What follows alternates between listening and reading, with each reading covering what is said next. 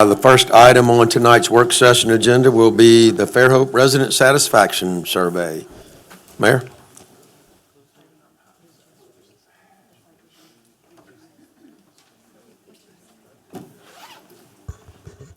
I almost was not prepared to go first. So in February of this year, we decided to do a resident satisfaction survey. This is a way for us to grade ourselves on city services, and periodically, maybe every 5 years or so, we'll do a satisfaction survey. This year, we did it in February. We coincided it with the State of the City address, and we did it several ways. We did it online. We had hard copies of it that you could drop off at City Hall, so we could make sure we capture all that information. And really, probably should have presented it before now, but had a chance to kind of go through it. This is the original packet. There were tons and tons of different comments people made, and we have all that, and we can share that, but wanted to really go through and highlight some of the areas in the survey to make sure everybody knew what the results were. But the first question that was asked is, do you reside within the city limits? And we had 612 people answer that question. 86 of them skipped it. And more than 47% of those have lived here for 10 years, and then 23% have lived here between 6 and 10 years. So you can see we have a good number of folks who responded to the survey who lived here longer than 10 years. The second question that I wanted to highlight was we asked about age. And, you know, Fairhope's always kind of been touted as a retirement community. But, again, this was available online and also in hard copy. We had 698 folks who responded to the survey, and zero people skipped this part of it. But we had 38% of the people, which was the highest percentage, were between the ages of 25 and 44. And I think a lot of that is attributed to the fact that it was available online. This next highest demographic was between 45 and 64 years of age, and that was at 37%. So we had 267 people reply that were between the ages of 25 and 44, and 260 reply that were between the ages of 45 and 64. So also of those people who replied, most had no children or 2 children. So, you know, those are targeted questions because we're going to ask about recreation and everything. But getting into the survey, we asked folks if they were, how they would rate the quality of public services provided by the city. And there were 899 people who answered this question, and 46% of those were very satisfied with city services. Also, the next question would be, how satisfied are you with the availability and quality of community amenities, such as parks, libraries, recreation facilities? There was 899 people, again, who replied to that question, and 51% of those folks were satisfied with the availability and quality of the amenities. Very satisfied, not Yes, satisfied. very satisfied. How safe do you feel in your neighborhood and throughout the city? This was, of course, targeted to public safety, and we had 817 respondents to this, and 47% of those said they feel very safe. We also asked, how satisfied are you with police and fire emergency response Can we times? go back? I think it's important to point out that 37 and 47 is what, 84% or so? Are 8 or greater on that. Right, yes, between 8, right. 8%, 8 was, you know, so 1 was you feel very unsafe, and 10 was you feel very safe. For 8, that was 16.6%. For 9, it was 19%, and then 10 was very safe, and that's 47%. So yes, a high percentage rate. The other thing we asked was, do you feel that the police department is visible and accessible in your community? Obviously, we know how much community outreach our police department does, and 817 people answered that question, and 83% of those folks felt like, yes, they were very visible in our community. And then also, how satisfied are you with the police department's response to your calls for service? And we had 817 people respond to that, 82 folks skipped that question, and some of that was probably related to the fact, and that question's further down, have you ever had to call the police department for services? But of those 870 people, 50% of those folks said they have never called for service, but if they did, 29% of them said they were very satisfied. It's a good thing, I guess, if you don't have to call for police services, right? Amen. Yes. So the other thing is, have you had any personal interaction with local law enforcement in the past? And again, that was really 64% of the folks who answered that question of 870 people said they had not. And then how would you rate the overall quality of police service in your community on a scale from 1 to 5, with 5 being the highest? And we had 817 people who answered the survey. And 5 is excellent, and that was at 57%. And 4, the number 4, which would be just below excellent, would be 28%. So a huge approval rating there for the police department, as we would expect. The other thing is just talking about how effective do you find the city's communication? That's one thing I think we all struggle with, is trying to determine how we want to communicate with folks. We've done a lot in recent past, adding a utility communication specialist, some of those kind of things to make sure we're communicating emails, the app, all kinds of good stuff. And 771 people answered this question, and with 5 being very effective, and 41% said they felt like we were very effective in our communications. There was 32% of the folks who scored us a 4. So again, I think that's high approval rating. And then we asked people what was the best way to get communication from the city. It seems like social media and email are the best way to do that. And we asked people how often they participate in community meetings or events. And there were 771 people who participated in that question. And of that, 33% said occasionally. And then there was 18% that said sometimes, and 10% said frequently.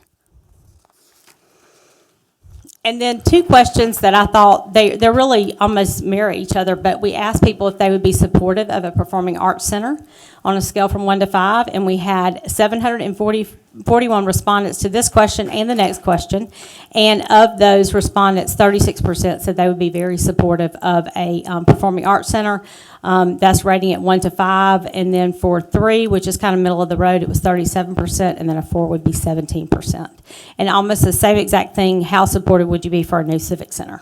So almost the same exact responses. We also asked people how far they had to walk to enjoy or participate in city amenities, just trying to gauge where people are located in town, and there were 734 people who responded to that, and most of them are just a 10 to 20-minute walk, or a little bit more. So we know that most of the folks were walkable to town.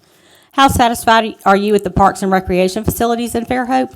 Again, we had 741 people respond to that, and either they're somewhat satisfied or very satisfied was almost 70%. And then we also asked, how often do you visit Fairhope's parks and rec facilities? And again, sometimes or frequently was at almost 70% of 741 respondents.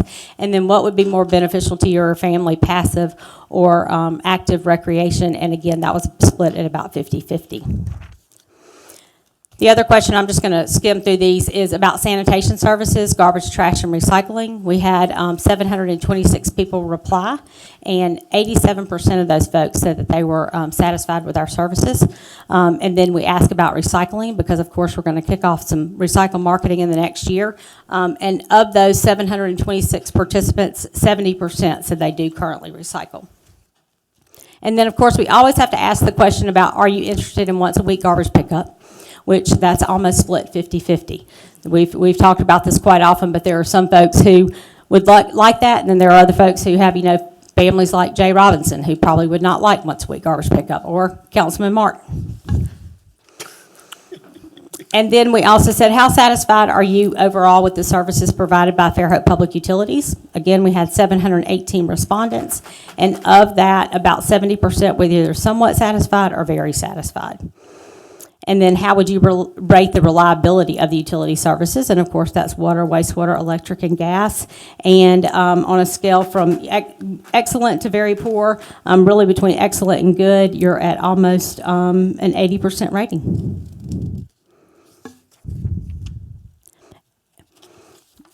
And the other, again, we asked folks how long they have lived in Fairhope, which I've already gone over. And then on a scale from 1 to 10, how satisfied are you with living in Fairhope? And there was 703 respondents to that question. And really, about 75% were either very satisfied or completely satisfied. So I think that's pretty good scores for Fairhope. There are obviously some things we have to work on. There's, like I said, there's a whole packet of comments that we got for every question. It's much longer than what you see in your slide presentation, and we'll be posting this on the website just so everybody can see it. But again, we're really are just pulling out the slides, not sending all the comments, because there's a lot of them and not all of them are related to Fairhope. But again, wanted to share these results with everybody because I think they're great and appreciate everybody who participated. Thank you. Thank you, Mayor. All right, next item on the work session is a discussion of the rules and regulations for the Flying Creek Nature Preserve. Justin? Did y'all get a handout for this? We did not. Good now.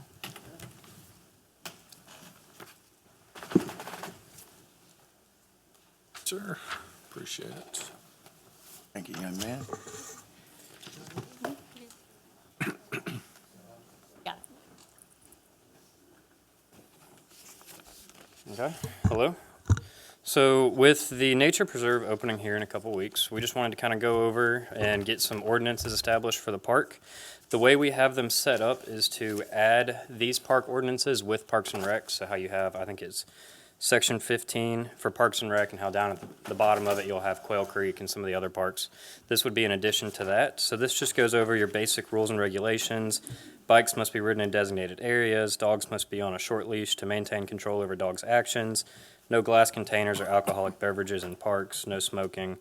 No paint pens, or markers are allowed in park. The park will be closed from dusk to dawn, and then the City of Fairhope accepts no liability for loss or damage of any person or dog while visiting the park. And then it just proceeds to go on the basic definitions and rules and regulations. So that's the generic rules. And then the single sheet we gave y'all is we have an ordinance in the city that says no camping in parks. But something we've done in the past with the Boy Scouts is we have allowed them to camp out at the Flying Creek Nature Preserve if they returned service hours for us, and we did that last year before we ever started construction. And I just wanted to bring it back up, see if this was a route we wanted to continue to go down, whether it be a school group, Boy Scouts, church groups. And so with that, we have the addition to repeal the current rule, but replace it with the addition that says council has the right to approve camping in designated areas if group provides service hours in return.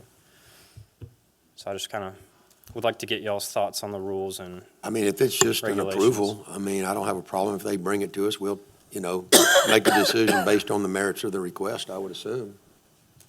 Councilman Boone?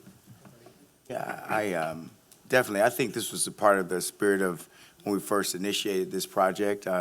We wanted the kids to have an educational experience, and, the Boy Scouts have been a part of, this whole program the whole time as far as thought in mind. So I think it'd be excellent, Yes, sir. as long as everything is in order, decent and in order. Yeah. Well, they have to bring the request, just like any other That's right, request. yes. They'd have to bring it forth, and if they get out of line, we just we won't approve it the next time. Or if it gets to be that the wildlife has no rest out there because people want to camp out there every night, which is possible, we'll consider that too. yes, sir. My thought. Yeah, I don't have a problem with that clause.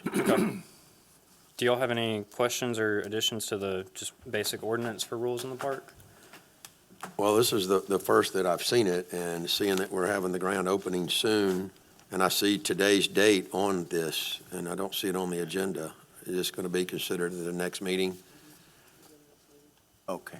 Do we, well, The do we have to advertise it? Do we have some advertising requirements since this is an ordinance? In other words, could it be introduced?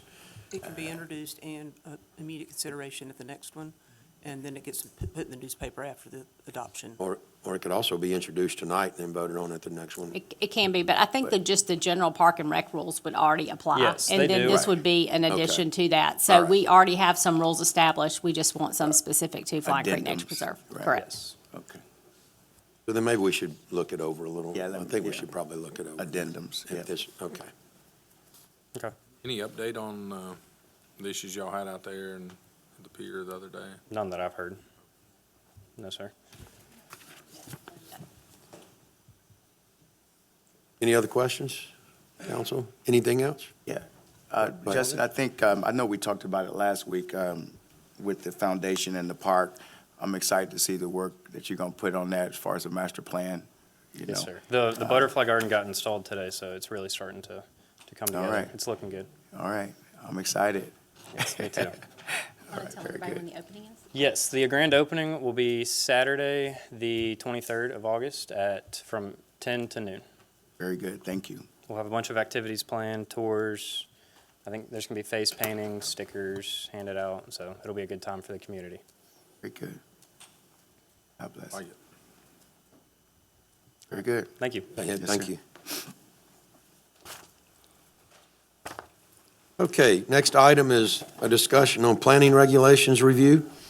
Hunter, Thank you, Council President. we Before I have a get guest started- tonight, I believe. What's that? We have a guest tonight. Yes, we have two, if you wouldn't mind. Do have a new employee that's not been to a council meeting yet. Peyton Rogers is your new planning and zoning manager. He's been with us about 3 months, spent 3 years with Baldwin County Planning and about 7 at Mobile in their planning department. So we're glad to have him and welcome him. And yes, Eddie Rowe is representing Handarendal tonight. Chris's son's in a baseball tournament. Yes. So we wish them the best tonight. I don't know if they've played yet. Playing now. They're Playing playing now. right now, so we Yep. wish them the best at the World Series. I also want to thank all the teachers in Fairhope for taking our kids back today. Yeah, yeah. It we, has been a blessing. we prayed for them this morning. Yes, publicly want to thank them. So this is just a regulatory update. As you know, I'm going to kind of go through a little bit of background, but at the end of this, I really have 6 questions directly for council that I'm going to get to ask for some clarity. Just to give you some background of what we're doing here, back in February, there was a suspension of certain applications. Council asked the staff to look at our regulations and propose some amendments. We're going to provide the quick summary of that, and then, like I said, ask a few questions. One of the things that we've been kind of saying as planning staff is our zoning ordinance is really out of date. It's the last, I think this was originally proposed in 2001, adopted with some amendments from 2001 to 2005. And really since then, while there's been amendments, there hasn't been a major overhaul of that. It was nice to have some partners in crime with the looking at in the weeds on these amendments, because our legal team, you know, once you start pulling at strings, it's amazing what you can unwind. So we are proposing in this fiscal year a new budget item to begin a revamp of that zoning ordinance. It would probably be a multi-year process, and of course that will be a budget item for discussion with the council. Again, the comprehensive plan, at the end of that document, there's an implementation matrix that prescribes certain tasks, what's next. Year 1 also had some regulatory amendments that needed to be discussed and proposed. And we do think we can accomplish some of those in year 1, and some of those might need to wait to an overhaul of the zoning ordinance. We are proposing some of those in the September Planning Commission meeting. Some of the other things that have changed, and I'm kind of oversimplifying some things that have happened really in the last 4 years that's leading to these things. In 2023, there was a reduction in the planning jurisdiction. And basically, to sum that up, it removed our ability to review projects from 75 square miles to approximately 15, 16 square miles. So many of the projects since 2023 that have been approved, they have the Fairhope zip code, but Fairhope has nothing to do with the approvals. So and we've been discussing what are other ways, because I don't think anyone wants to tell someone down at south end of Barnwell what to do. But as you can see by that little map in the center, the dark blue is the city of Fairhope. There's little holes everywhere around Fairhope that really affects us, or affects our residents, affects our ability to continue providing the services at a high level as we are today, and certainly affects the character of Fairhope. There was another issue. There's long-range plans, comprehensive plans that the city adopted, as well as Baldwin County adopted. On the left is a simple long-range plan, the one-pager map. and on the right is the counties. There's some similarities. We all recognize Highway 181 and 104 is a intersection of two highways. There's going to be certain development happening there. There's some other, we kind of say Twin Beach and Greeno is got some, that's where the Wawa is. There's a little bit of commercial there, but the county's saying that's kind of as heavily dense and commercial as Highway 104, 181. We don't have an agreement there. And again, this is comp plan. It's a visionary statement, not a regulatory statement. I want to point out there's some underlying colors on their county plan on the right. I've oversimplified in the little map in the middle. The yellow, orange, and red are what they've kind of determined as development opportunities. And those are dense, high density, moderate density, medium density. In total, that is 18.2 square miles, or 2 more miles than our total corporate limits. I just want to point out a couple of areas there. On the right-hand side of the screen is one of those high development opportunities. That's up to 12 units an acre, heavy or commercial. And for reference, that is, if you're familiar, most of you are familiar with where Old Battles Village is. That's some land adjacent to that. In our visionary plan, that is to continue to develop similar to Old Battles Village. Essentially R1, R2, low-density, single-family residential lots. On the right, our long-range plan recognizes Highway 98, Greeno Road, and Highway 181, as that is the commercial highways in the future, and being able to incorporate the nodes there, but not it turning into a commercial corridor, is what our long-range plan states. The county also has the yellow, red, and orange color, County Road 13. That in our long-range plan, 13 is not that dense area of development. So just some conflicts in the visionary plan, and really what do we do about those? Without the jurisdiction, how can we influence decisions there? We've already made some calls. Annexation is required when you're using our water, if available. I know there's some sewer capacity studies that should be coming out and final adoptions soon. But I really want to look at more from the planning side of things, what have we done, and want to clarify some numbers out there. On this slide on the right is a map of the MPO.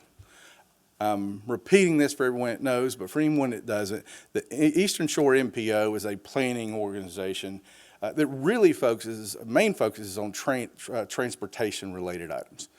Road improvements, sidewalks, bike connectivity, and it encompasses areas from Loxley, Robertsdale, Magnolia Springs, Daphne. We submit all of the development statistics to them once a month, and they have been publishing that for years. The little chart below shows from 2018 to 2024. These are the approved lots or units that makes it through planning commissions.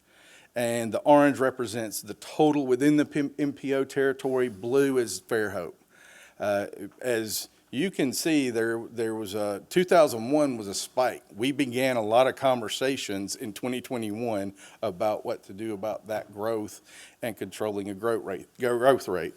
There's many variables that led to that I won't get into tonight, but those conversations have been had, most of those publicly.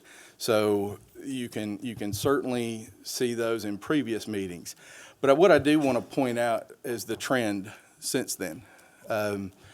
2021 was a spike around the nation, certainly the growing areas, and Baldwin County is one of the fastest growing areas in the southeast.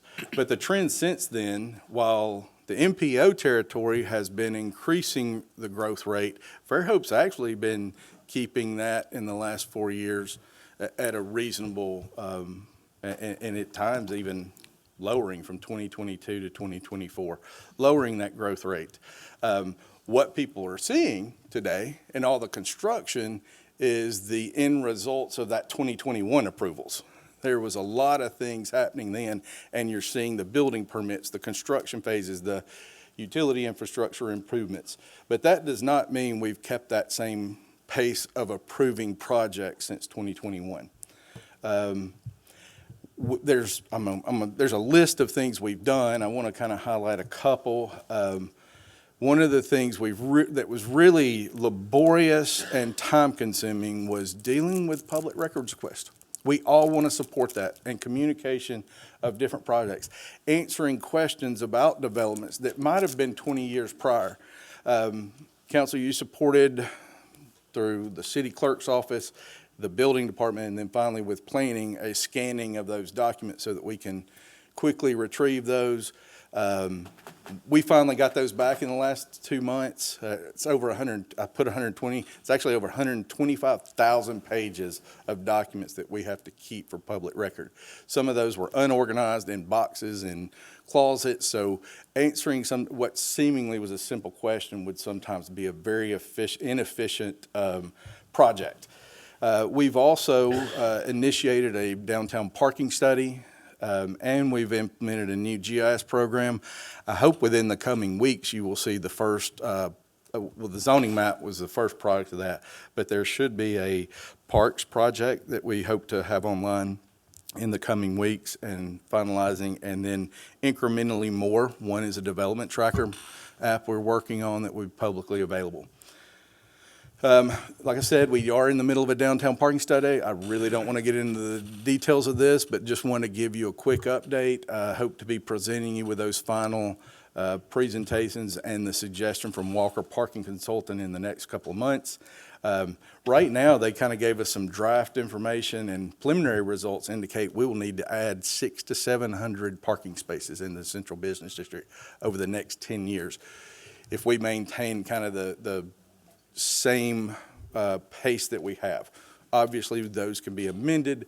Those are going to be up for debate, and what we do there is not going to be a one-time conversation. And then zoning amendments. Like I said, back then, in February, there was a conversation to propose some amendments and also change subdivision regulations. I don't have any questions for those tonight. There's a lot of, I think, improvements to the LID requirements. And then the things that we change in zoning will trickle down to the subdivision regulations. But we do plan to be in front of the Planning Commission in September with a list of amendments. Tentatively, those will be in front of council in October and November for final adoption. And since the council is the final adoption of the zoning amendments, we have a few questions with some of the ongoing conversations we've had. PUDs, or planned unit developments, are intended to be a mechanism to do creative development. It is a customized zoning district, and we have made incremental amendments to that requirement through the years. To date, 26% of the zone property in the city of Fairhope is a PUD and a TR district, which is very similar to the PUD. It is incredibly inefficient if that is not a creative project. And there's quite a few of those that are not really creative. It was just there to increase some density, reduce some setbacks, or things like that. So I know with ongoing conversations with Council, Planning Commission, there were some attempts to kind of change that regulation but not remove it. And what we've proposed is a inclusion of a requirement that would require a commercial component to that. So I've highlighted a number there, and here's the question. As a standard in that PUD, we are proposing requiring commercial at 33% rate. There's some uses we wouldn't even allow within there. But as 33%, does that number sound about right to council? Increase, decrease. We would also require this in the first phase of development, because what we see in a lot of PUDs, it's there, it's in the plans, but it never really happens, or it happens 20 years later or 10 years later when the residences are there and unaware that commercial is going to be next to them. So 33%, I'll kind of shut up. What's your minimum size again for a PUD, like 3 or 4 acres? Right now it is 3 acres. Right. We are proposing to increase that to 5 acres. I kind of, With the hope, and I do want to point out here, we are proposing these amendments under the assumption that we'll be back, whether it's during the zoning ordinance overhaul, or we figure out, hey, that didn't work. There will be future amendments. The zoning ordinance is not a static document. What we would like to do in correlation with the long-range plan that says where nodes are, things like that, that we do change some acreage. If we have neighborhood nodes. Give you some examples of those down where the Legion, the Old Barron's Inn is one. It's a unique thing that we will have to deal with that in some way. We may propose in certain areas some smaller acreage, but if we do that, have an increase in other acreages. That's future conversation. Right now, we're proposing 5-acre minimums across the board. So, but does those two kind of numbers? And while I'm asking is certainly we will have every opportunity when we come to you in October, if we change things, and I've got 2 attorneys right here, if we change things, then we'll have to re-advertise, which can delay things, which is completely okay if we need to, but as far as numbers go. I mean, for me personally, I can think of so many different examples of where somebody requests a PUD that may not be applicable to, and if you require that, I guess it's, it takes it out of any purely residential area where somebody may be trying to create a PUD with, let's say they have 5 acres and they only want to put 3 homes in there, but, the one lot's non-conforming, but they're only they have a density of 1.5 units, less than 1 unit per acre, and it's in a residential area. You're taking that tool out of the chest by adding that commercial component where you don't want it. I'm proposing another tool to replace it. All right, what's that? So, I don't know if it's the next one. I'm hoping it is. Yep, it is. So this is the next question.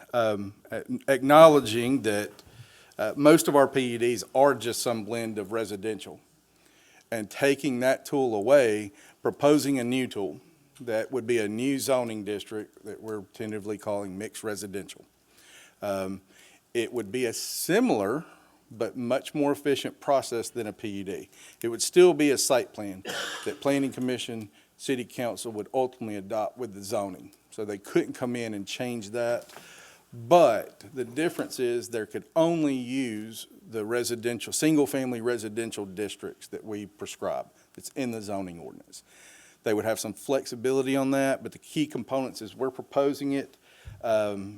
It would support our goal to prevent cookie-cutter developments. It would not be a loophole to increase density. Yeah, so, okay. And would allow some design flexibility. Yes, sir. So Hunter, I'm listening. I mean, it's not that we've had these conversations, but I'm just toggling my mind for a minute here. When you say the minimum of 5 acres, and I know you just went into this hybrid type of deal, but before that, before we go into the hybrid mixed use versus mixed use residential, is that minimum would be set in commercial as far as mixed use, as far as PUDs, or will we have 2 different numbers as far as the minimum? PUD minimum acreage, 5 acres. That would be it on PUDs. And I 1/3. did move into a mixed residential, another type zoning district. Yeah. Those dimensional requirements are a little bit up in the air. My question now is, would city council be in, I'm gonna flip one screen. Is there any objection to that type of zoning district in general purposes? I will propose the dimensional requirements and send them to you, call each of you individually, see if there's any, but before we spend all that time, is that a tool we want in our toolbox? I would say yes for me. I mean, if it helps you accomplish the goal of kind of reducing cookie cutter type of neighborhoods, I think that that's probably in line with what most citizens would like to see.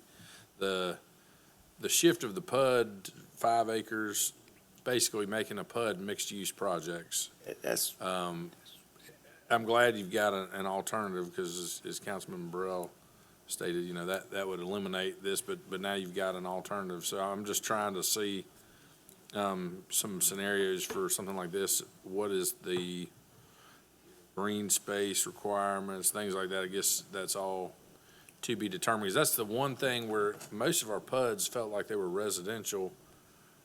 A lot of them were just done to see how many units they could squeeze into a parcel. There were some that I feel like were done correctly, where it was like, okay, we want to go really high density on this section of the parcel, but we want to have a ton of green space compared to, and we want to basically pack our units in here so we can have a larger green space. And so to me, that was the nice flexibility of something like that. And I guess when you have this mixed-use residential district, the minimum lot sizes kind of correspond with what you could have accomplished in that same thing with the PUD, or a little bit bigger. What we're at least proposing right now is not a Katie bar the door, propose any lot size you want. We wind up with 30-foot wide lots. Right. Well, yeah, It every is one would be using. the smallest lot. Right. It is using our current zoning districts, which range from 7,500 square feet R3 up to 3 acres. We'd probably put, well, at least what we're proposing that is, yes, it gives the overall flexibility to use any of those, but sets an overall cap on the density. Is that going to be, you're going to cap the type of lots they can have based on the overall size of the parcel, right? Right. In That, other words, you can't, just because the 73, or I don't have the screen up, 70, can you go back a screen, please? yes, sir. 7,800 square foot lot, just because you may ask for that doesn't mean you're going to ask every lot to be that, because that's exactly what But it you're would going to have to get. be a mix, I guess, right? If you came in with that particular. We would, as we're proposing, there would at least have to be 3 types.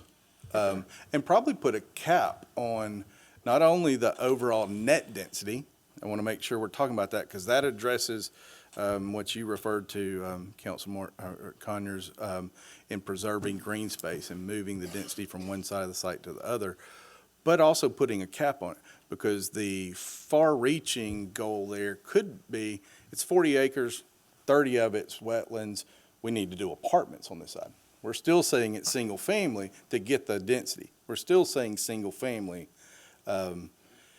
and giving some flexibility. One of the simplest problems, we've got some PUDs out there that are just, a little bit of it's R2, most of it's R1, because they wanted to save some big trees in common areas. We didn't allow that in base zoning. So there's some examples that really work, and then I do think it is a way, by the very nature of having those, it does help some of the issues with affordable housing, where everything's not the same thing. It does. workforce allow us homes, to- yeah. Workforce homes, yes, sir. So, like, so let me clarify real quick. As far as the mixed use, are we saying that we're gonna only consider mixed-use developments PUDs? Is that what that's what we're asking or getting towards? If to consider something a PUD, you're gonna have to say mixed-use development.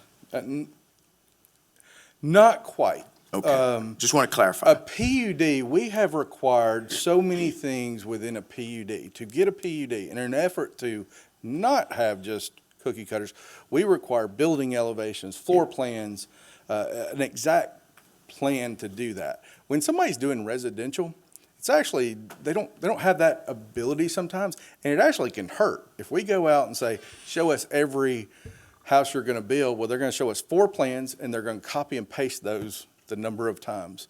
So residential developments in a PUD, I think overall, that was not desired. Yes, So commercial component, you have to truly be a mixed development. we're saying the same thing. Yes. I just wanted to clarify. Mixed residential would be another zoning district altogether, That's okay. just for residential. Is anybody opposed conceptually with this? Details matter. When you pose it like that, That's- I like your idea of the PUD now going back to a commercial That's component where we're- more, because if you had both tools, your mixed residential project takes care of the question that I had about the PUD. That's what I was clarifying. It That solves commercial that. part is what It I'm solves that. clarifying, that commercial part. And I like that. And we'll certainly keep you in the loop on the details and as we work through this.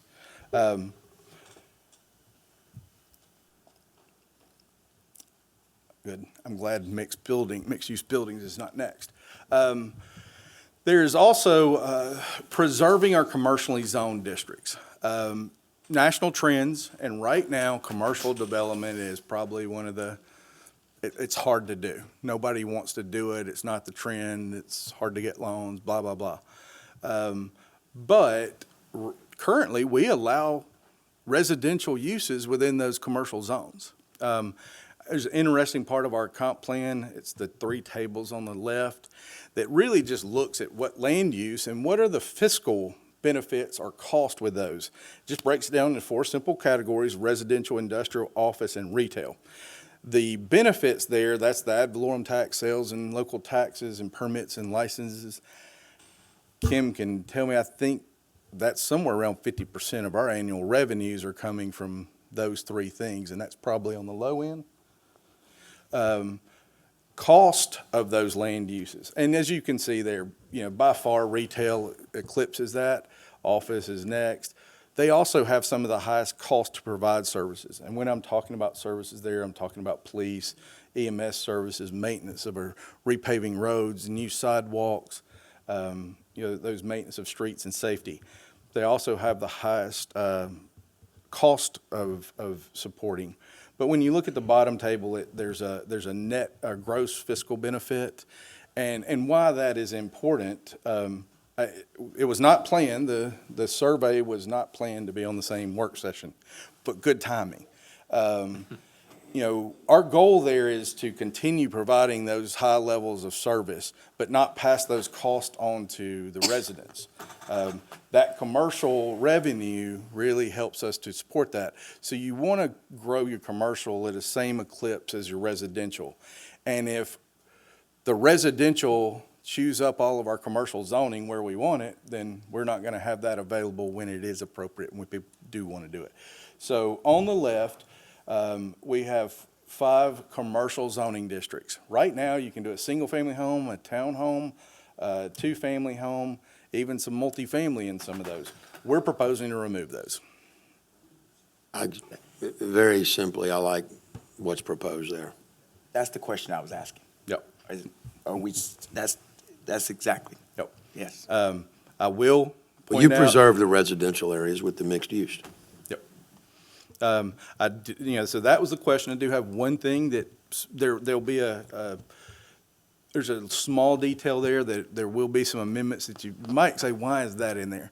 Right now, lodging is a general use category. So your short-term rentals, that sort of thing. The way people will get those is by doing those dwelling units in commercial zoning. We will have to provide a different use definition and some requirements for that that'll help us control bedrooms. Is it 1 bedroom is different than a 5-bedroom, and parking requirements and those sort of things. Those will be coming to, not really asking, I know some of the sentiments there, but just want to say that for public consumption. All right, not to clarify or not to muddy the waters anymore. Right now, and I'm going to flip back, the one thing we didn't strike through in those business districts, it says mixed use. What that has meant in this Fairhope zoning ordinance for over 20 years is mixed use buildings, not mixed use zoning, which is different. But there's been very little. It's not clear. You look in different sections, it kind of says different things. There's no cap on the density. There's quite a few things that are problematic. So what we're proposing is a section in there that clarifies what a mixed-use building is. Establishes the max density. It requires the ground floor to be commercial. That's kind of goes unsaid. It's encouraged in our zoning ordinance right now, but requiring it. when you're doing a mixed-use building. CBD. Question for you. Yes, sir. Would a short-term rental downtown area be classified as residential or commercial? It'll be commercial. You hit the be root of mixed-use. some of this issue and where the spaghetti noodle is. We would have to create a different use category for those short-term rentals and essentially a lodging use that would be commercial. Commercial. Now, different places do it different ways. I've looked at a lot of our neighbors. Orange Beach, Gulf Shores kind of says, okay, they're short-term rentals, but you can live there a certain many days of the year. So it can be used as a single-family home. I don't know if we're proposing that, but we will have to create, at this stage, a different definition and allow it in the central business district, but just have certain regulations for it. Without Well, it if being it's a multifamily. primary or home or a vacation or second home, I don't think it can be that and a short-term rental. You can stay there under the laws for a certain amount of time. Yeah. But if you're renting that short-term, you have to have a business license to do that, and that makes it commercial. You are absolutely right, and there's lodging tax that goes along with that. Right. And that's another aspect of, I didn't want to hit that head on, but it is a little frustrating sometimes when something is zoned for short-term rental and it turns into just a house, and we're not getting the lodging tax out of it. And I think people are catching up to that across the nation. Like, Right. it's So this would help clarify that. In this first set of amendments, I don't know if I'll have it perfect, but getting us the building blocks so that we can build on would be there. But yes, that is the intent of those upper dwelling units in commercial, where allowed, could be a short-term rental, but they would have to be defined as that when somebody proposes them, not change it on a day-to-day basis. And Hunter, you just said something I think needs to be said, council, and y'all can agree or disagree with me on this. I think you will agree is that it doesn't have to be perfect. It has to start somewhere. You know, that's why that zoning ordinance 1253 has been amended.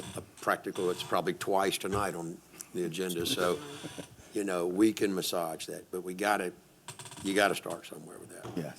Thank you. We've had that discussion, but I do appreciate you bringing that up. This will be an ongoing evolution. It's fluid.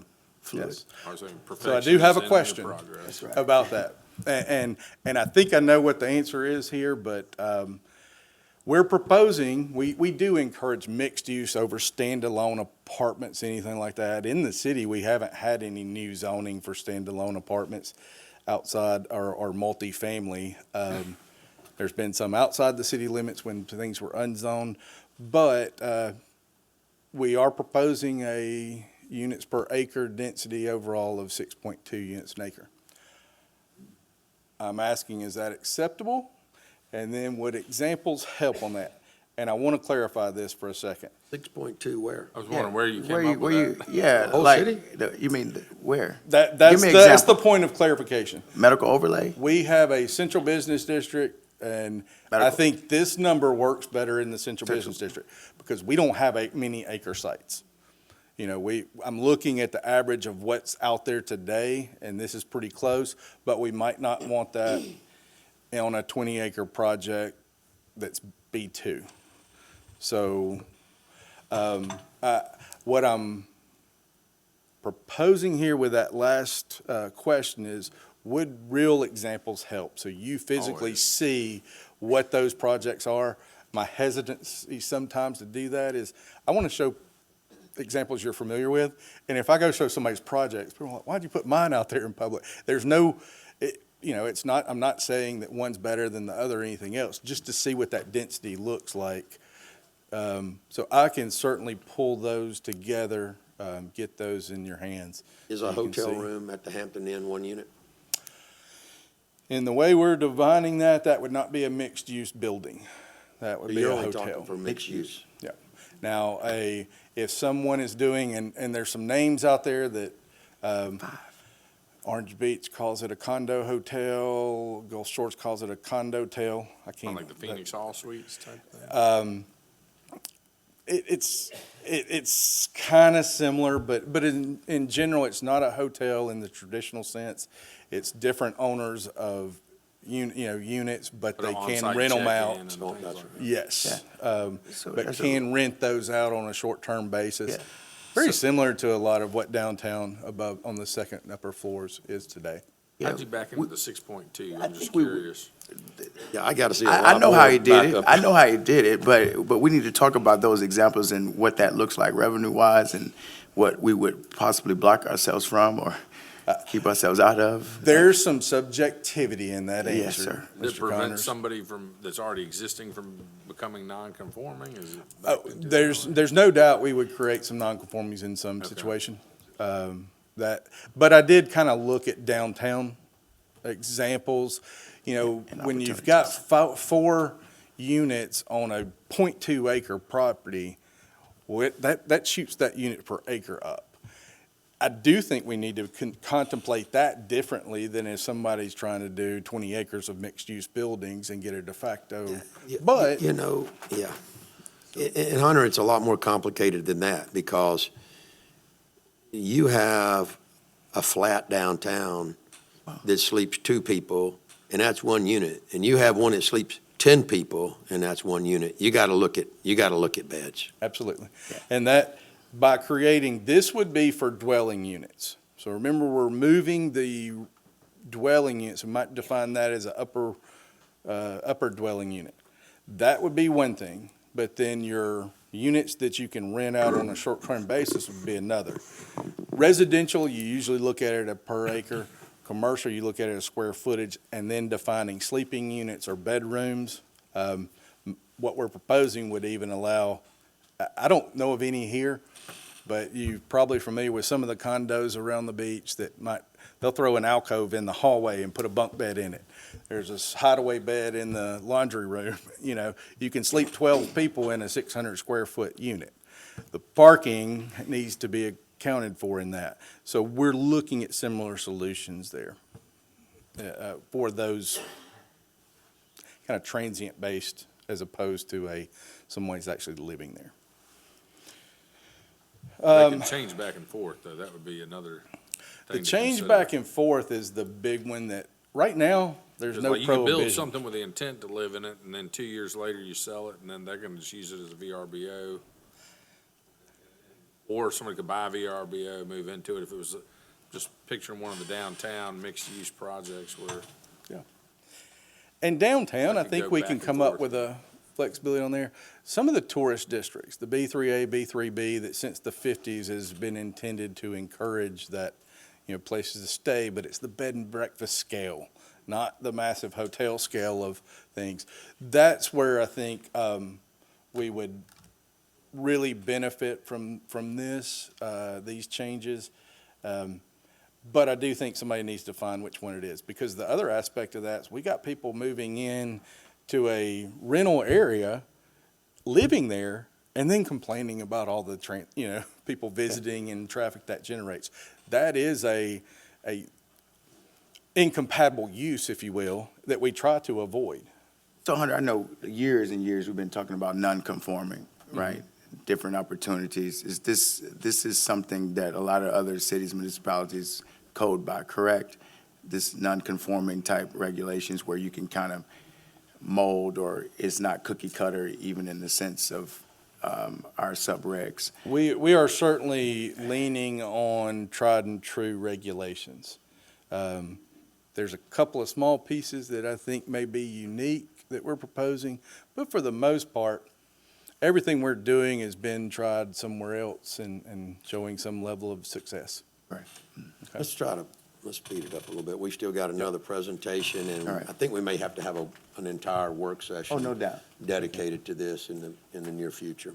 And there's only 2, and I think these are easy, but this one may need more conversation. As most of you know, in the zoning ordinance, we have village districts. No one's zoned to them in over 20 years. We don't have one out there, and it's causing confusion. We are essentially proposing to deprecate that, whether temporarily or permanently. We can, is yet to be determined, but right now, nobody's used them. We want to take those out, and when we do our zoning ordinance, either we replace or revise those regulations to better accommodate the goals within those nodes with better, more clear descriptions and caps, everything else that goes along with it. So is there any objection? Okay. I'm going to move on. The last one is we are proposing we had a conversation actually with the park. Remember the conservation easement question? It actually, the root of this conversation stemmed from then. We need recreational zoning districts. Those help protect those over the long term. So that was kind of on our list, but actually conversations with the Environmental Advisory Board led to 2 proposed districts. One, essentially parkland that focuses on active. There's a photo there of Atlanta Park, and one that focuses on passive recreation. Years down the road, later amendments, we can actually add a third one for privately owned. That's the common area and neighborhoods as they're developing out that would offer that opportunity. About the mixed-use recreation, such as the south parcel of the triangle. The great thing about city-owned parks is we're exempt from some of our regulations. So I can create a property line right there, and we'll zone on half of it one and half of it the other if we need to. And there's an acknowledgement that passive parks will have some active components to it, and Exactly. and active parks can have some passive components to it. Right. So that's where the It wasn't, that's one example that's not one or the other. right. If there's no objection to those, our conversation was really intended for a conversation with the city council. I'm not excluding public on this. There's public hearings at the planning commission and back when we're in front of city council, so I do appreciate your time. Certainly can help with some of those questions that we didn't get answered between now and then as we move to preparing those amendments for the planning commission. We will get those out about a week before the planning commission. They'll be in the public packet for that meeting. So, thank you. Yep, appreciate it, Hunter. Yes, sir. Thanks for the updates. Thanks, Hunter. The easy night for you, wasn't it? All right, what we got? You guys have a handout? Thank you. So a couple of weeks ago, I was talking to the mayor. I'm Don Ward, by the way. I'm chairman of the Airport Authority currently. Talking to the mayor a couple of weeks ago, she mentioned that some of the council members had some questions about the airport and our operations out there, and suggested that it might be worthwhile for me to present at the work session and answer any questions you have and kind of give you an overview of what we're doing out there today. I've got Dave Friedel here with me, our airport manager, so I think between the two of us, we can probably answer any questions that you come up with. If not, we'll get back to you. Just to kind of start and give you some current metrics, just to kind of lay the groundwork. We've got about 60 airplanes based at the airport currently, 7,500 operations per month, which is about 250 a day. Now, an operation is considered either a takeoff or a landing. So it could be one, or it could be both, could be one or the other. That's actually pretty darn high. We've got several airport-owned hangars out there. We've got 24 T hangars and then 4 large hangars. All of those are currently managed by the authority and are leased and generating revenue. And then separately, we've got ground leases. What we've begun doing is we have a number of individuals who want to build their own hangar, and so we're doing ground leases, and we currently have 13 ground leases in place, comprising about 33 owner-built hangars, and those are either completed or in construction.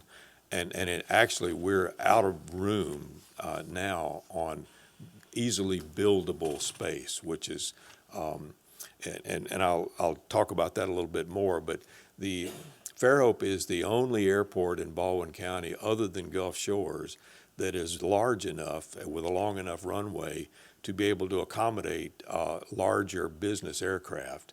And it's also the only airport that has buildable space to build hangars.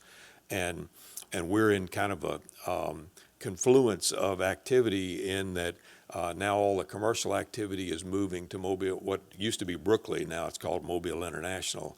But all the commercial activity is moving there. As such, they're kind of pushing all the general aviation folks out of the way. And so we're a likely landing spot for them, to coin a phrase, for them to come over and either base an aircraft here or to build a hangar. And so we're focusing our efforts on trying to facilitate that because it does, it generates fuel sales, generates land leases and all that sort of thing. So anyway, just to kind of lay the background, I think to really tell the story, you have to go back a year or so and talk about 2023 and 2024. We had a long-term vendor there who was managing the fixed base operation, Continental Motors. They had an extraordinarily favorable lease. And we had, in 2023, we had an opportunity to terminate that lease, and the airport authority chose to do that. And so that has created, while we were perennially operating at a deficit, this turn of events, and I'll kind of go through some of it, has had a pretty dramatic change in our financial well-being, such that we're now operating consistently at a profit. So we're quite proud of that. Amen. So in 2023 kind of started the ball rolling with this termination of the lease. In concurrent or in parallel to that, we were completing a new terminal, which was finished in October of 2024. As we terminated the lease with Continental, we issued an RFP for replacement vendors, selected a company based in New Orleans, and they actually took over in October in the new terminal. Their lease with us is on a much more favorable term, and in fact, it's geared on.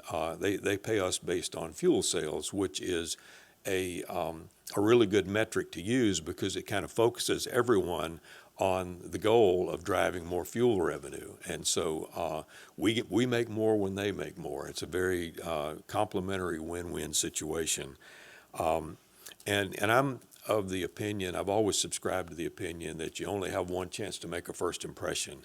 And prior to the time that we built that terminal out there, our first impression was pretty dismal.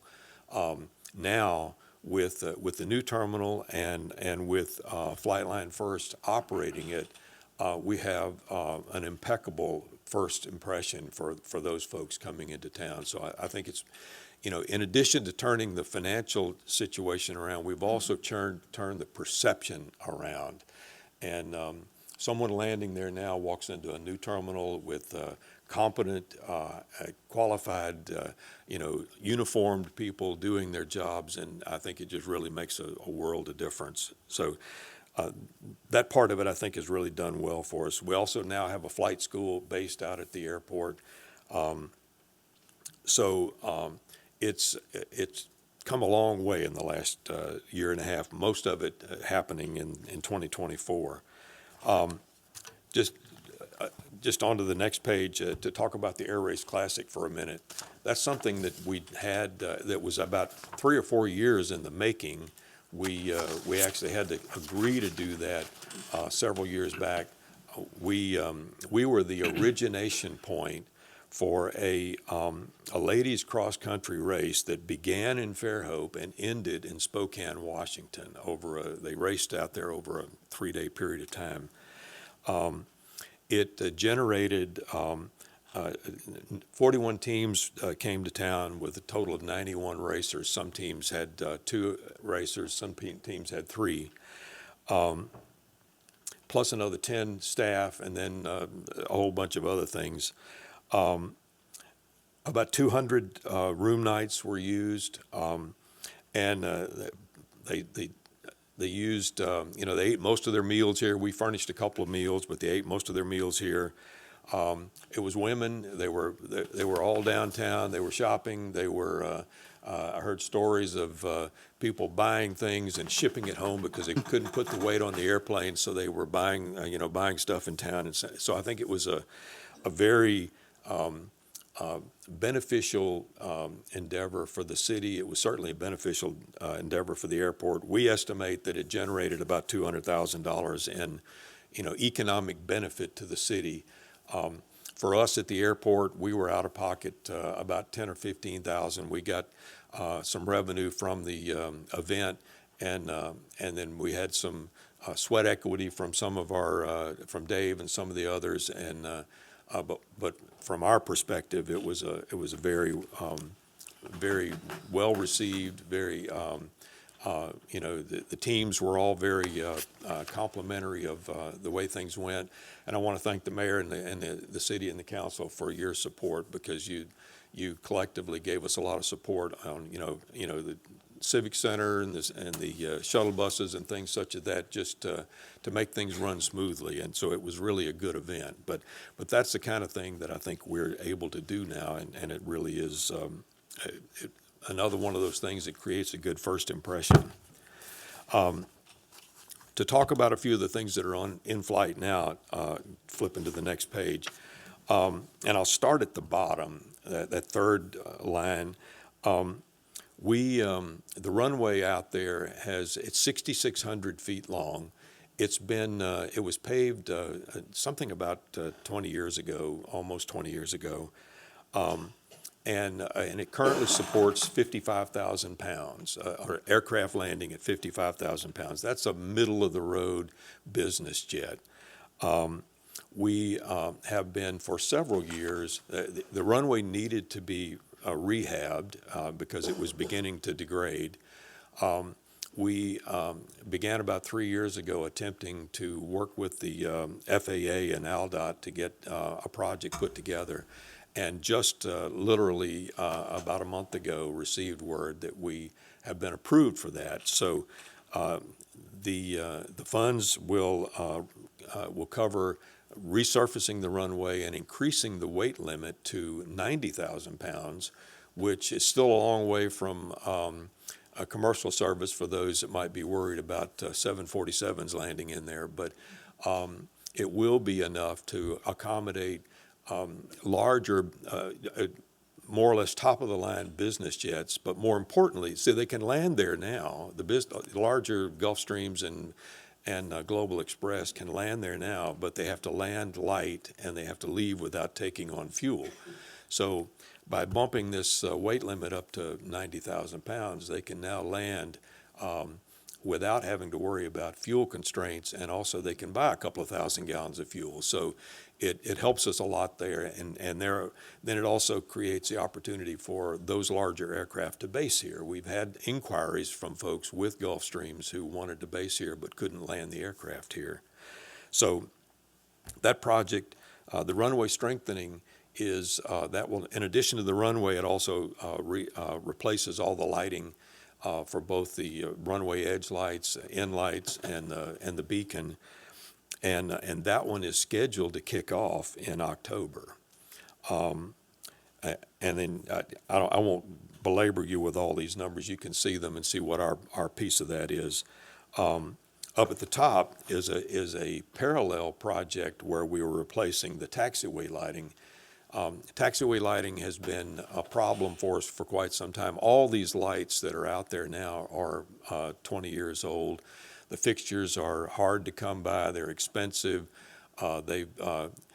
Ants seem to be particularly attracted to these fixtures, so that many times one of the lights will go out and we'll find that it's full of ant beds. So as a part of this project, we're going to handled, we're going to redo the lighting in such a way that it makes it more, I don't know that you can completely ant-proof them, but it'll make it a lot harder for them to set up residents inside these lights.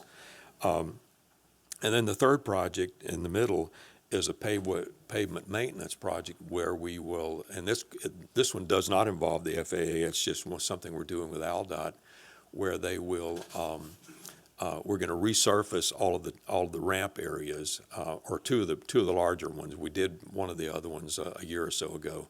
So that will, the collective effort of all of this will essentially get all of our asphalt, runways and taxiways to a point that it is stable for the foreseeable future, able to accommodate higher weight limits, and pretty much set us up to move forward.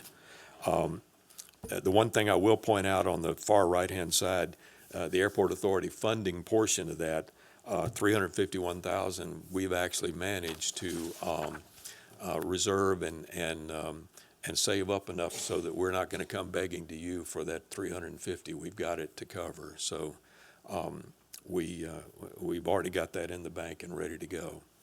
Any questions on that? So 26 and beyond, as I mentioned, so first and foremost, we've got a 20-year-old. Everything out there is pretty much about 20 years old, and our weather station is another 20-year-old product. Our plan is, job one after all of this pavement work is to replace the weather station. And then after that, because we're the only big airport that has land, we want to continue to try to build out access for additional hangar development. So what does that mean? Well, that's taxiways, access roads, and utilities. And so we can, we've had conversations with both AlDOT and the FAA, and what they've encouraged us to do is so they said many times toward the end of their fiscal year, they'll have a project that gets canceled unexpectedly or something, and they'll have $500,000 just pop up available. And they said if we have shovel-ready projects available for this kind of work, they can toss it to us in a pretty short order. So we're going to try to make sure that we're ready with where we can have a $1 million project in total, but break it up into 2 or 3 chunks so that we can take some of this available money and continue to build out access for additional hangar development. And that's really where our plans are. Now, we've got we just found out last week there's a possibility we're going to have an earmark grant from Senator Britt. That's not been confirmed by the FAA yet, and they're telling us we have to, I guess the city has to receive an official grant designation, but if we get that, then that would actually get us started on this 26 and beyond project list. So I guess the bottom line is we've come a long way in the last 2 years, and I'm quite happy and proud of where we are right now, and I think we're set up to continue to move forward and continue to present, be a very good first impression for people coming into the airport and visiting Fairhope. Questions for Don? No, no questions. I just want to give kudos to Don and to the chairman before Don, my man, Pell. I mean, you guys have, and by the way, they're volunteers, okay? They've worked their butts off to get this authority in the direction that our future generations are going to be proud of. And for many years, there have been many that tried, and it's been working to this direction to now we're on that path.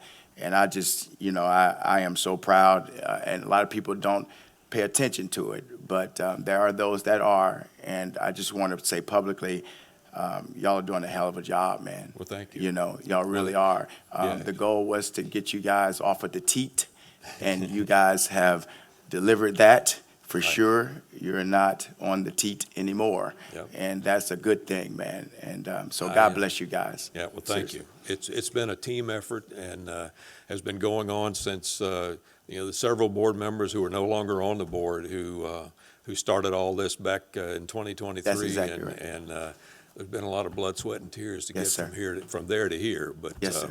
we're pretty excited about it as well.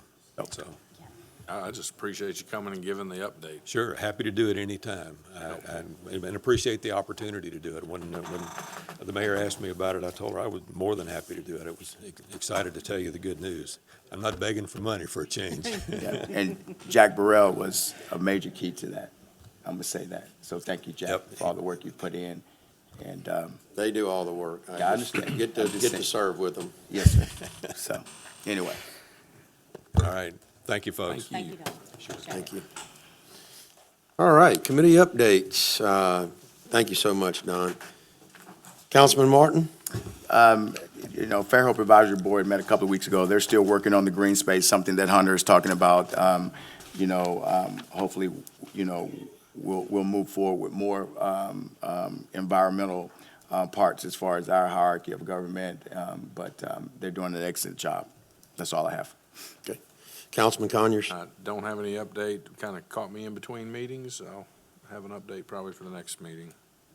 Councilman Boone? Nothing to report. Well, and you caught me in between all of my committee meetings as well. However, Mr. Ward did a fine job of catching you all up on the airport authority, so that will be one report that was covered. All right, department heads, if you want to give us updates and cover your agenda items as you do so. We have time for maybe 4 or 5. Yeah, I got a quick one. I got number 17. It's just a cancellation of service with Tyler Technology for the Encode software. It's the software that court and magistrates use. They have another solution that is provided by the state somehow. I can't recall, but it's no cost to us to use it. So we're going to cancel this service and save $15,000 a year by doing so. Awesome. All right. That's Yeah. good news. Great All right. news. Thank you. Thank you, Jeff. Yep.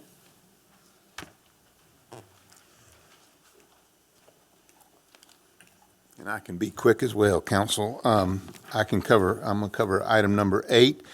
This is just the funding agreement, MPO-funded project on County Road 13 to pick up where we left off with sidewalks at Sedgefield and take them north to join with the new sidewalks from Fox Hollow, and then take that a little bit further north to get to Pecan Court.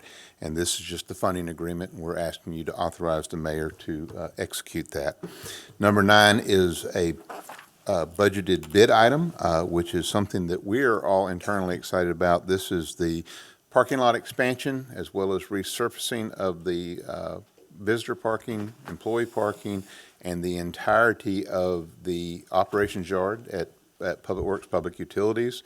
And this will include paving around the landfill drop-off as well as the back road out to Pecan, as well as paving that little strip behind the Public Works barn that is currently a mud and dirt hole. And we, even though we only had 2 bids, they were from 2 of the more prominent contractors, and they are under and within, I think, $3,000 of each other. I saw it. Yep, 7,000. It was 7,000. 7,000, excuse me, I'm sorry, that was other, but it was still close, so, Now, this was a budgeted item. yes, sir. All right, thank you.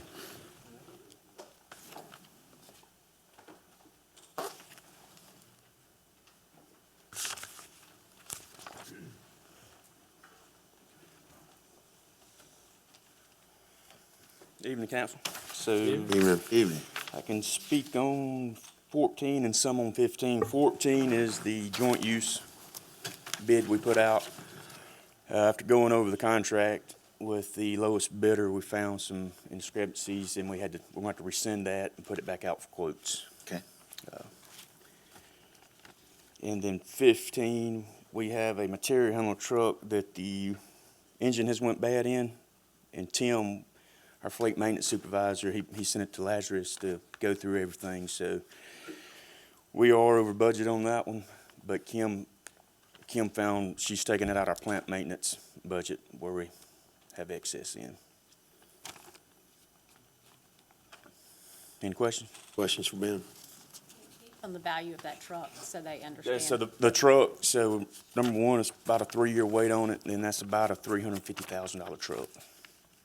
So, While we're investing that much money in it, so we can get another 18 months to 2 years out of it before we have to get another one.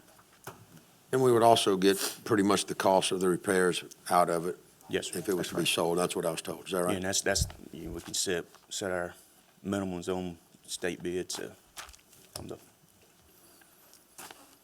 So, Questions? Thank you. Have a good night. Thank you, Ben.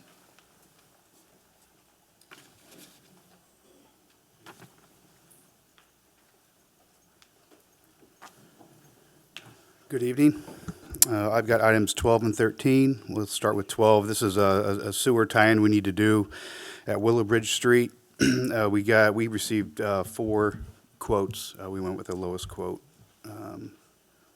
for Balcon to do this work, this sewer tie-in. And I see that Kim has found some money Yes, yes, sir. to transfer.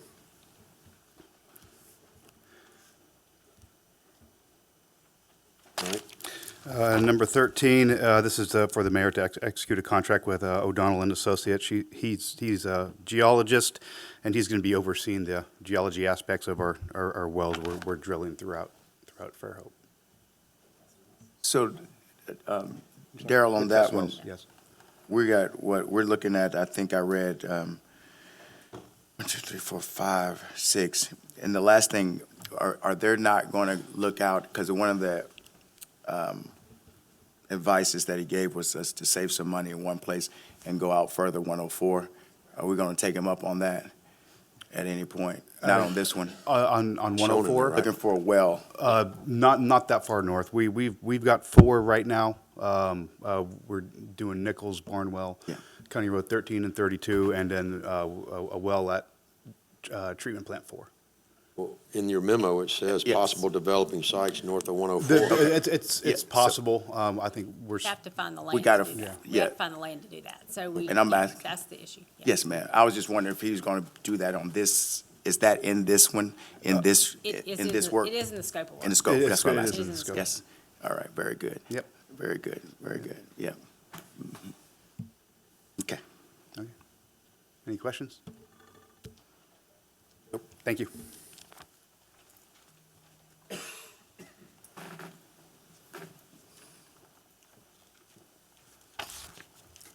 Good evening. Evening.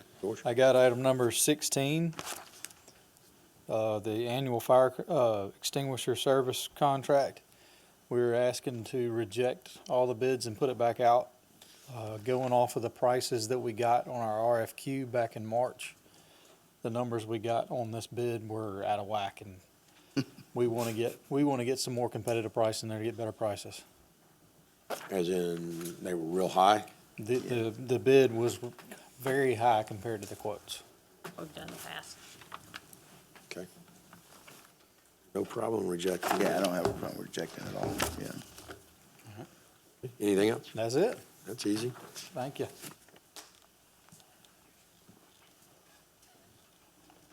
Right, so I guess, Hunter, you will take care of 5 and 6 when we get there. Chief, you're going to cover number 7 when we get to that point?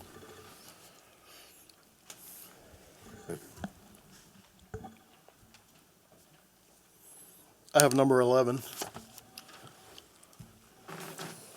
So we had money budgeted for a playground at Founder's Park. In meeting with the youth softball board, they requested for a covered batting cage in lieu of a playground.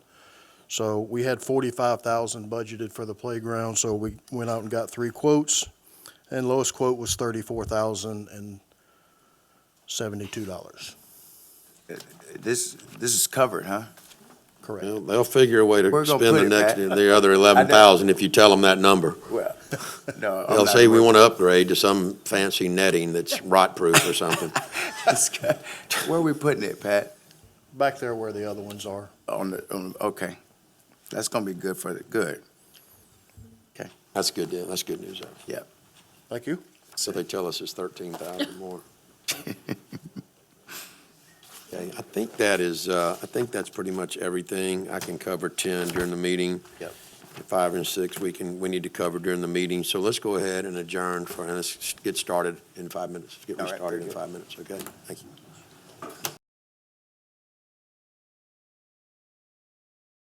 And take their seats. We're going to get started in just a minute.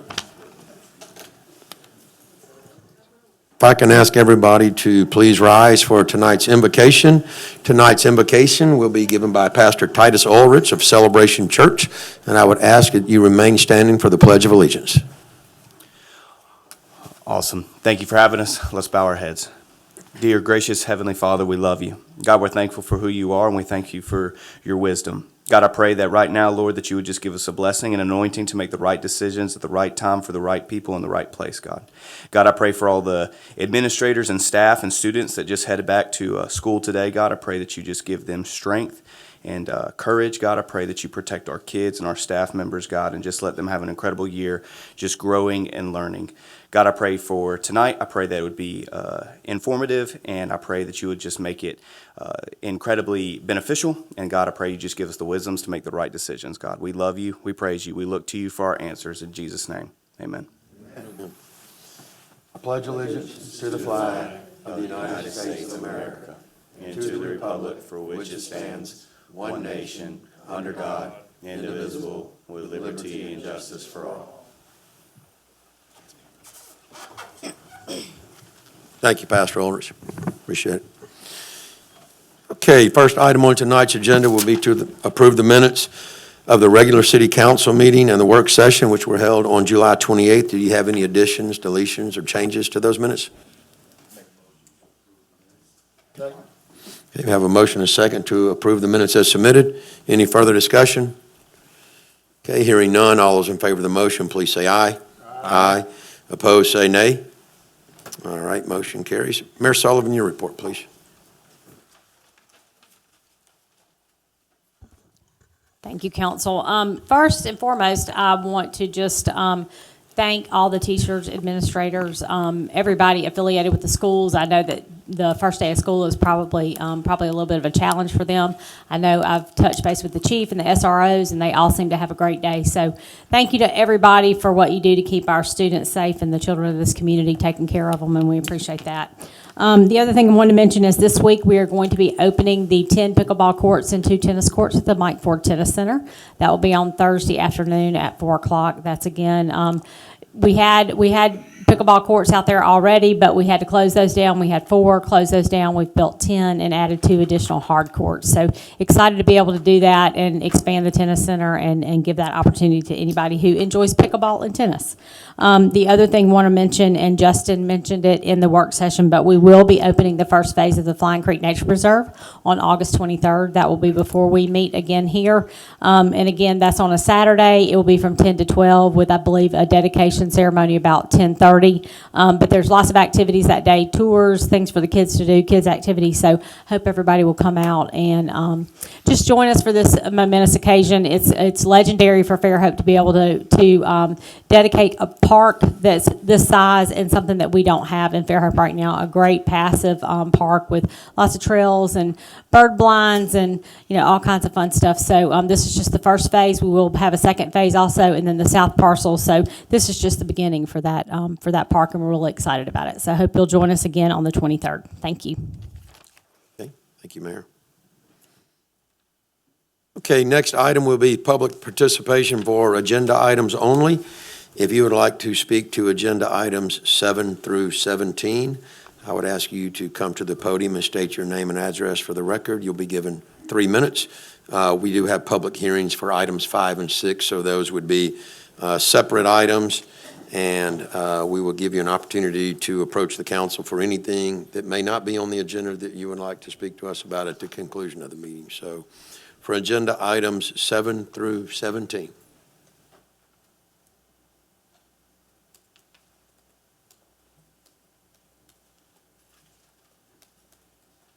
Seeing no one, I will close public participation for agenda items and move to council comments.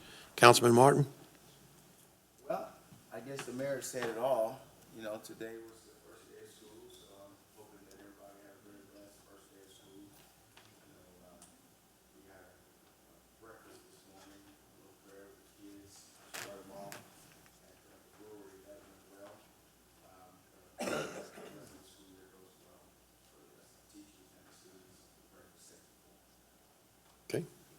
Councilman Conyers? Yeah, just, of course, the same, congrats and back to school for the teachers and students, and good luck on a great school year. But wanted to give a shout out to one of our own, Councilman Jay Robinson, is out of town at the Cal Ripken World Series, and they did get a win last night. Their team did. They're playing right now. I think they're trailing, but have men on base, and I know he'd certainly like to be here for his family for the first day of school, but what he's doing is something that the kids on that team will never, ever forget. And I know Chris Williams is there as well, our city attorney, one of the city attorneys. Very, very excited for those guys and the boys that they're coaching. And you can watch it live stream too. So. Are you watching it now? No, I'm not. You I'll kinda get sound a like text you are. update of the score. I mean, you got runners on base? I mean, that's an awful lot of information, Jimmy. I got a quick update. Are you hand signaling us? That's great, that's great, all right. Anything else? That's it for me. All right. Councilman Boone? Well, actually, I have an attaboy for the citizens of the city of Fairhope. I know y'all gonna find this hard to believe, but my truck, Old Blue, broke down. Middle of the No, we street. don't find that hard to believe. Not 200 feet from my shop, which I thought if I put it in reverse, I could just back to the lot, but thought that might be a little dangerous, so I got out and tried to work on it a little bit, couldn't do it, and at least 6 people stopped. Probably felt sorry for me when they saw the truck, but they did stop and were very courteous and very nice to ask me if I needed any help. And so all I ever hear is how Fairhope has changed. I'm gonna tell you, that was quite impressive. And I'd like to say thank you to each and every one of them. Very good. That's it. And we got Old Blue running though, don't worry about that. And I was gonna say, if it didn't get started, you could just leave it with a for sale sign right there. They'll pick it up. All right. I don't have any comments, other than to say, happy back to school for all you parents out there and teachers and students. Hope you have a great year. With that, I'll close council comments and we'll move on to item number 5, which is a public hearing. This would be an ordinance amending zoning ordinance number 1253, a public hearing to consider the request of the applicant. Lieb Engineering Company, on behalf of the owner Gold Kist Corner, is requesting conditional annexation to B2 General Business District. The property is approximately 4.65 acres and is located on the southwest corner of State Highway 104 and State Highway 181. Hunter? Thank you, Council President. The next 2 slides, I'm going to show this slide first. Both cases are same family. They're both here. They're all here representing the case, as well as Chris Lieb, the engineer.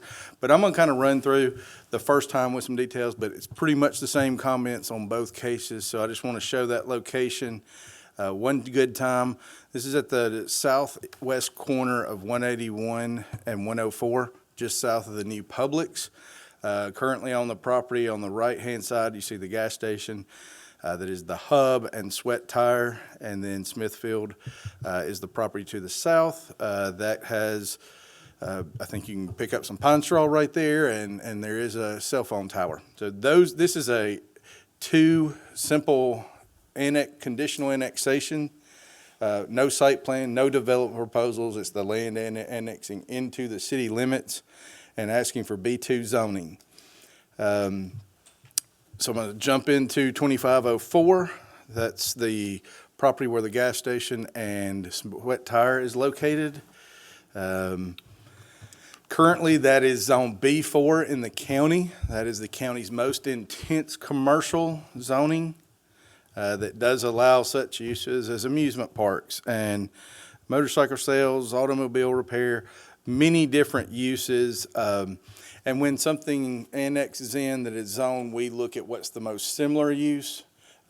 We do concur B2 is the most similar use to B4. We don't really have anything that allows some of these uses that intense, but B2 is the most similar use.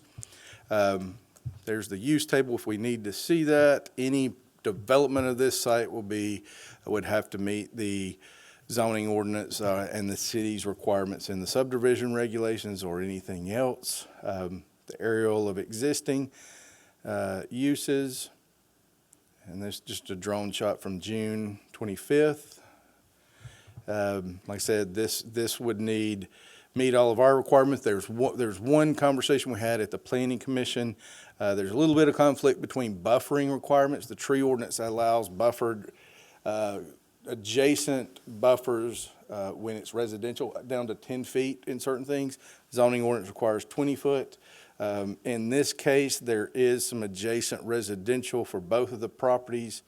So while we are recommending approval, we're asking for a condition on that that I'll show you in just a second. That's a current survey of the property. What's there are no wetlands. If ever developed, that would be Fairhope water, sewer, and gas. Riviera would supply the power. We do recommend approval. Sorry, I skipped through the first screen real quick. Planning Commission also recommends unanimously approval of this, both with the following condition. A 20-foot landscape buffer shall be required along all property lines abutting residentially zoned property in compliance with Article 5, Section B2 of the zoning ordinance. This is a public hearing, so I'll leave there and answer any questions if you have them. Questions, council? I have just one. Is it fair to say that Fairhope's B2 is slightly more restrictive than the county's B4? I know you said similar, but it is more restrictive. That's absolutely. And then the setbacks of the 20 feet or more? The buffer there, strict. I can't tell you exactly what the county is. I think it's based on use, not the zoning district. But we have that. We're certainly more restrictive on our list of uses.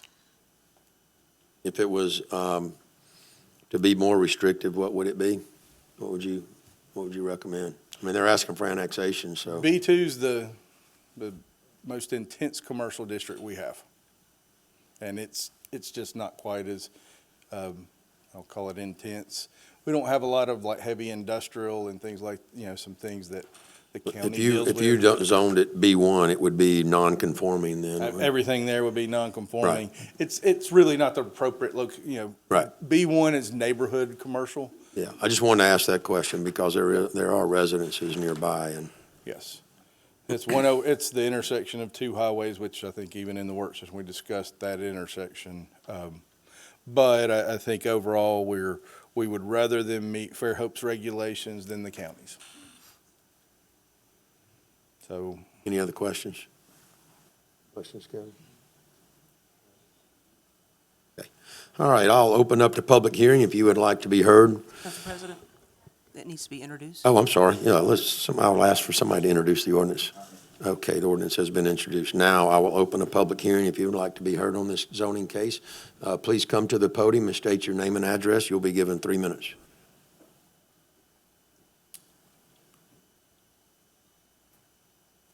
Seeing no one, I will close the public hearing. And there being no further discussion, we'll let this lay over to the next council meeting. Okay, item 6 is also a public hearing. This is an ordinance to amend zoning ordinance number 1253.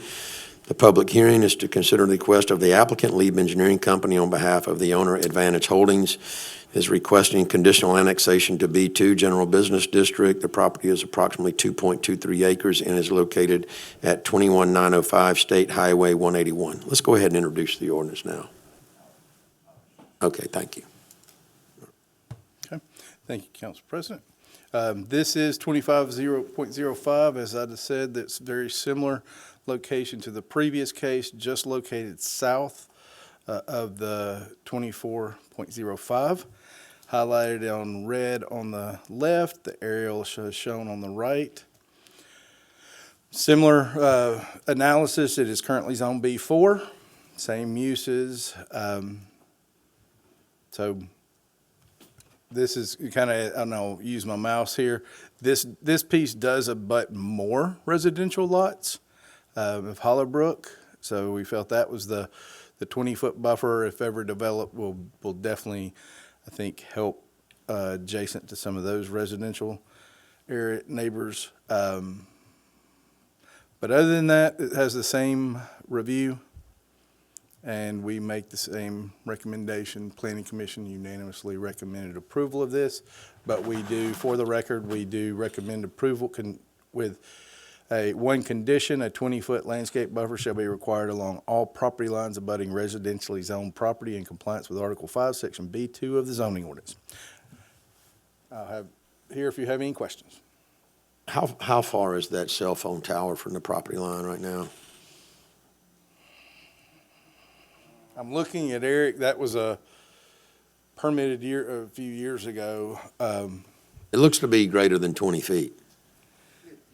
Yes. It's greater than 20 feet now, right? Yes. Yes. And there's kind of a better, so kind of that line there is about 10 feet. So yeah, I'd guess, and this is scary to guess like this, but I'd guess 70 feet. I can tell you before the end, I'm not scared at all. Okay. We can certainly answer that one, but it would be outside of this 20 feet for sure. We're able to provide water availability letters to them? We don't have any development to review at this time. There's not been this is just a zoning case, so no what's being proposed or anything like that is not in front of us to review for those purposes. We have those utilities available. Depends on what they proposed to what the review would be. I mean, theoretically, if there's a hotel proposed, it might have more demand and there might be aid to construction improvements if they just leave what's there for a while. If it's one restaurant, They it's probably propose less than current. they get turned down because we have a pause in those right now, right? If anything, multiple occupancy of greater than 3 lots, it could. For residential units. This would be, this is B2. So again, right now you could propose residential on B2, but that's what we're proposing to remove. Right. So. Okay. Questions, council? Okay. I'll open up the public hearing. If you would like to address the council concerning this zoning ordinance, please come forward and state your name and address for the record. We'll give you 3 minutes.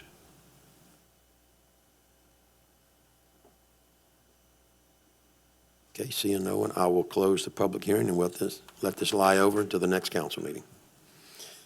Item number 7 is an ordinance amending ordinance number 1800, known as the Personnel Rules, Policies, and Procedures, specifically Article 12, Use of City Vehicles, Section D, Assignment of Vehicles, Item number 1, Take-Home Vehicles regarding the Police Department. And we discussed this at length in the work session.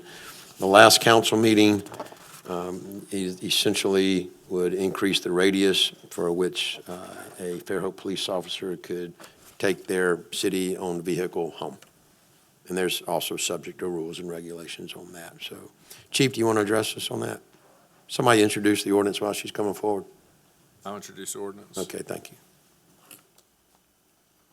As you said, I mean, we talked about this in length at the July 28th work session, and we just requested at that time for your consideration to expand it from 15-mile radius to a 30-mile radius, and now we're just asking for your approval. Simple. Questions, council? I hope this is helpful. I'll make a motion, we approve. Second? Well, you have to vote for immediate Oh, it's consideration. That's right, I'm sorry. Yeah. I was thinking it was Yeah, and we'll lay over till next meeting. Okay. We want to thank the council for your consideration and helping us with this. Thank you so Okay. much. All right, thank you. All right. Item number 8 is a resolution. The city council hereby authorizes Mayor Sullivan to enter into an agreement with the state of Alabama, acting by and through the Alabama Department of Transportation related to a project for a sidewalk along County Road 13 from Sedgefield Drive to Fox Hollow Phase 3 and from Pecan Park to Nichols Avenue with a pedestrian crossing at Nichols Avenue. This was covered by Mr. Johnson in the work session, I believe. Okay. second. We have a motion and a second. Wanted to state that I believe this will be in a partnership with the Eastern Shore MPO. Is that correct, Mr. Johnson? Yes, sir. Okay. Any other questions, council? Okay. All those in favor of the motion, please say aye. Aye. Opposed, say nay. All right, motion carries. Thank you, council. Item number 9 is a resolution to award the bid to Asphalt Services for Public Works and Utility Parking and Operations for the yard expansion and pavement project with a bid proposal not to exceed $497,783.10. Also briefed by Mr. Johnson in work session. Second. We have a motion and a second. They came in pretty close. You just sharpen your pencil, Richard. It's $2,300 over budget. I noticed you failed to say that. You're losing your touch. That's out of 498,000. That's pretty good. That's a pretty good estimate. All right. Any other questions or comments? Okay, hearing none, all those in favor of the motion, please say aye. Aye. Aye. Opposed, say nay. All right, motion carries. Thank you, council. Item number 10 is a resolution. The city council hereby authorizes Mayor Sullivan to have the city staff assist with the bicycle racks at the Eastern Shore Arts Center as presented in the work session on July 28th, 2025, which includes pouring concrete pads and installing the racks. And this was discussed also at the last council work session a couple of weeks ago. I think we had all agreed in principle to instruct the clerk to put this on tonight's agenda, so I'll entertain a motion to authorize the mayor to have the staff assist with this. So moved. We have a motion and a second. Any further discussion? Okay, hearing none, all those in favor of the motion, please say aye. Aye. Aye. Opposed, say nay. All right, motion carries. Thank you, council. It's a long one. Item number 11 is a resolution. The city of Fairhope approves the award of the request for quotes for labor and materials to construct a new 24-foot by 50-foot covered batting cage at Foundas Park to TEC Construction for a not-to-exceed project cost of $34,072. This is a public works project, less than $100,000, and therefore it does not have to be formally let out for bid. We authorize the treasurer to transfer $34,072 from the Foundas Park Playground Equipment Project previously approved to be funded by impact fees by resolution number 5205-24, adopted September 30th, 2024. In this project, the new 24 by 50-foot covered batting cage at Fountas Park for a not-to-exceed project cost of $34,072 shall be paid from the impact fees account and meets the criteria for use of these funds for park and recreation. Second. We have a motion and a second to approve the award. Any further discussion? I believe this did come in under budget, right, Pat? Yeah, you made up for Richard, didn't you? All right. Okay. All those in favor of the motion, please say aye. Aye. Opposed, say nay. All right, motion carries. Thank you, council. Item number 12 is a resolution. The city of Fairhope approves the award of the request for quotes for labor and materials for the Willow Bridge Street sewer tie-in to Balcon for a not-to-exceed project cost of $36,900. This public works project will be less than $100,000 and therefore does not need to be formally bid out. And we authorize the treasurer to transfer $36,900 in the fiscal year 25 budget from wastewater repairs and maintenance to the wastewater system improvements and collections. Make a motion we approve as presented. Okay. We have a second? Okay, we have a motion and a second to approve the award. Any further discussion? And by the way, Darrell discussed this in the work session. Any other questions? Okay, hearing none, all those in favor of the motion, please say aye. Aye. Aye. Opposed, say nay. All right, motion carries. Thank you, council.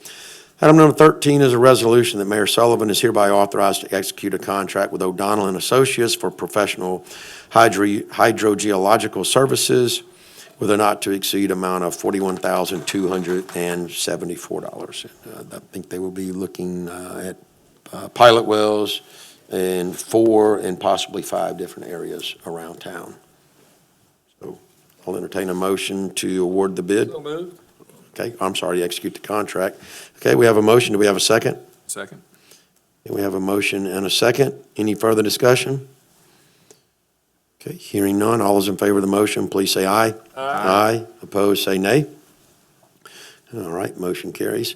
Item 14 is a resolution to rescind resolution number 5433-25, awarding bid number 25-022, joint use attachment inventory for the City of Fairhope Electric Department, and to authorize the rebid of this purchase under the Code of Alabama 1975. You see the section number there.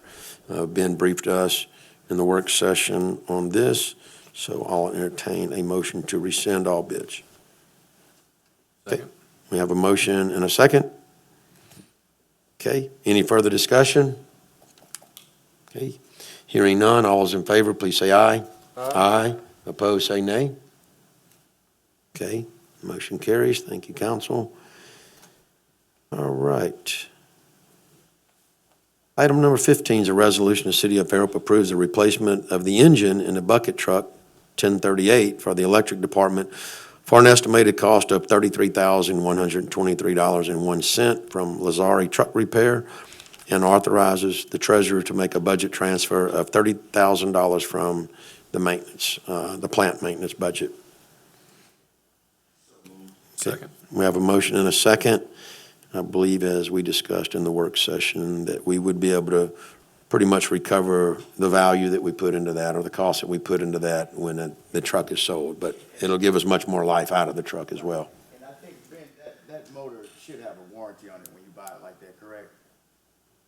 If I can get back with you on that, I'll give you Tim in a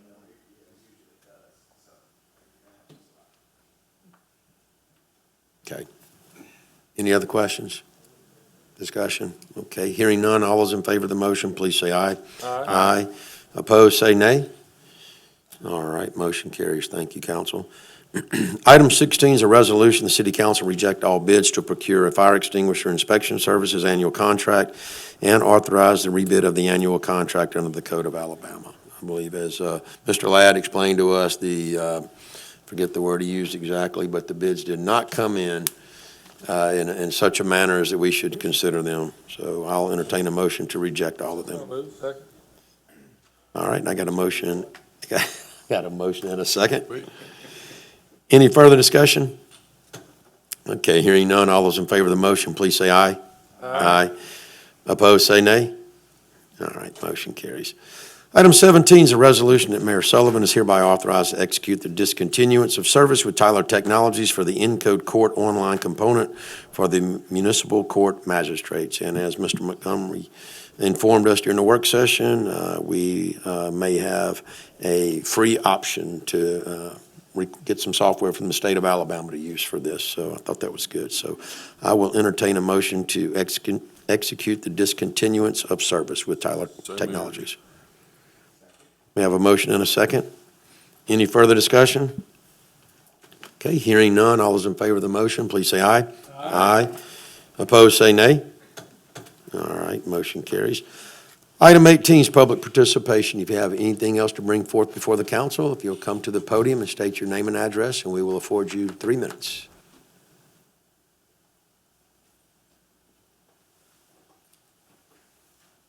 Okay, seeing no one, I will close public participation, and I'll entertain a motion for adjournment.